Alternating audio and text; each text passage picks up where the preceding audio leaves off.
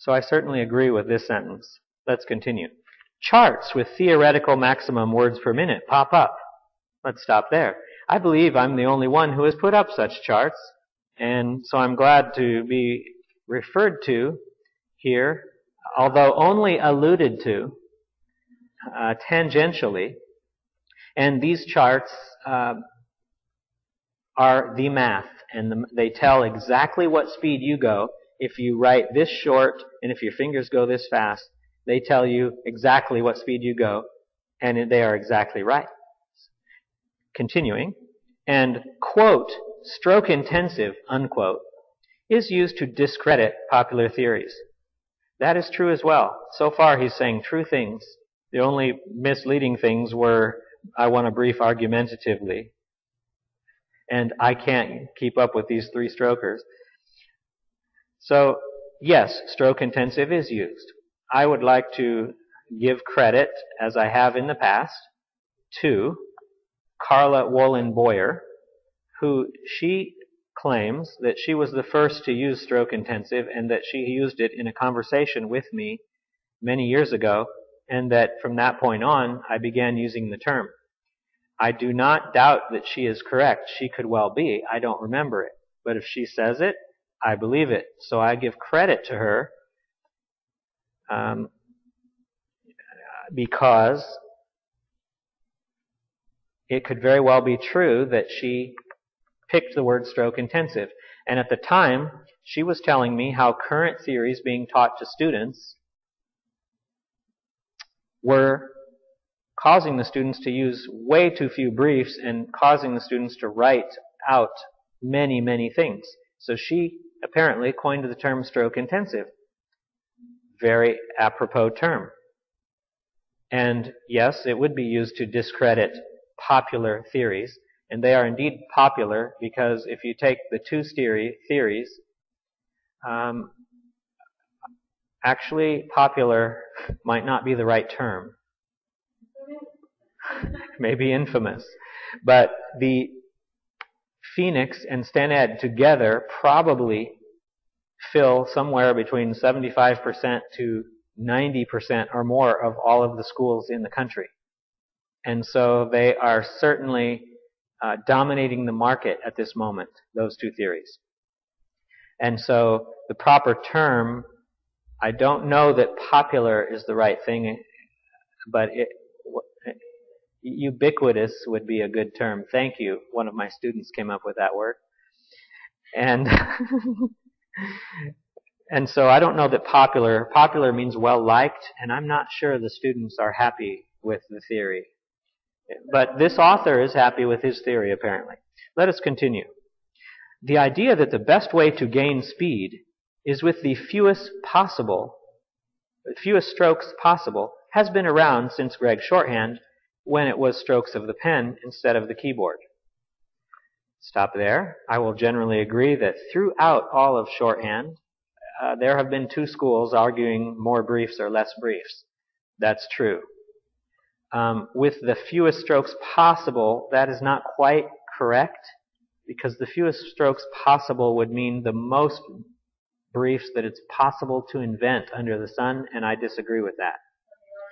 But I'll let that slide, assuming he meant that a good way to gain speed, and in fact one of the crucial ways of gaining speed, is to shorten up your writing if you are writing a stroke-intensive theory.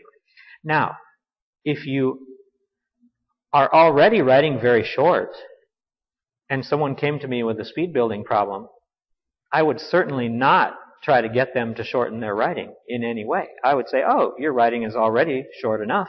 You need finger speed. I meant to say in my introduction, before I got to the meat of the article, that speed is composed of two things, and only those two things, assuming that a person doesn't hesitate. But that's about like saying speed in a car also includes whether you remembered to turn off your emergency brake. We don't think about that because the emergency brake is not supposed to be on, nor are we supposed to hesitate when we write. So again, Speed is only two things. How fast you can move your fingers on new material. And second, how short your theory is.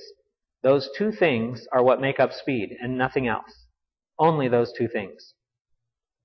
And in a car, basically two things make up the speed that the car can go in a straight line. If we forget wind and we assume in a vacuum. It's the engine, the horsepower of the engine, number one. And number two, the weight of the car. And there may be some other things too, but those are the two main overriding huge things in how fast a car goes. And the engine of the car relates to how fast we can move our fingers.